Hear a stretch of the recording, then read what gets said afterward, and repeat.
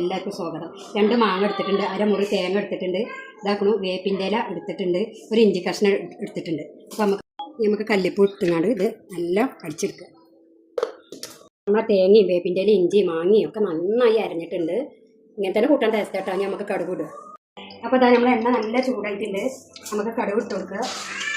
ഈ മാങ്ങ ഇങ്ങനെ കടുക് നല്ലൊരു ടേസ്റ്റ് ആട്ടോ. കടുക് പൊട്ടട്ടെ. വേപ്പിൻ്റെ ഇല ഇട്ട് ഒരു 3 പച്ചമുളക് ഇട്ടിട്ട് നമ്മളെ കടുക് ഇടാൻ നല്ല പൊട്ടുന്നുണ്ട്. അത് പൊട്ടി തീരുന്നതോടുകൂടി നമുക്ക് മാങ്ങ തേങ്ങ കരച്ചിട്ട് വെക്കുക.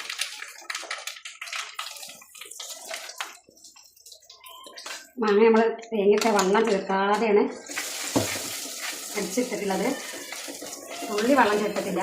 നമുക്ക് മിക്സിയുടെ ജാറൊന്ന് കഴുകിയിട്ട് മെല്ലെ ഒഴിച്ചു കൊടുക്കുക. ഇങ്ങനെയാണെങ്കിൽ നമുക്ക് കുറേ ദിവസം എടുത്ത് വെക്കാം കേട്ടോ. വെള്ളം ഒഴിക്കാതെ ഇങ്ങനെ കടുക് വറുത്തിട്ട് ഇതുപോലെ എടുത്തിട്ടാണെങ്കിൽ നമുക്ക് കുറേ ദിവസം എടുത്ത് വെക്കാം. ഞാൻ ഇവിടെ ഇപ്പോൾ ലേശം വെള്ളം ഒഴിച്ച് കൊടുക്കുന്നുണ്ട്. വെള്ളം ഒഴിച്ച് കൊടുക്കുന്നുണ്ട്. ഇത് നല്ലോണം ഒന്ന് തിളക്കട്ടെ. നമ്മളെ ടേസ്റ്റ് ആയിട്ടില്ല മാങ്ങ തേങ്ങയും കടർത്ത ഇവിടെ റെഡി ആയിട്ടുണ്ട്. എല്ലാ മക്കളും ട്രൈ ചെയ്ത് നോക്കുക. നല്ല ടേസ്റ്റ് ആട്ടോ. എല്ലാവരും ഒരു വട്ടം ട്രൈ ചെയ്ത് നോക്കുക.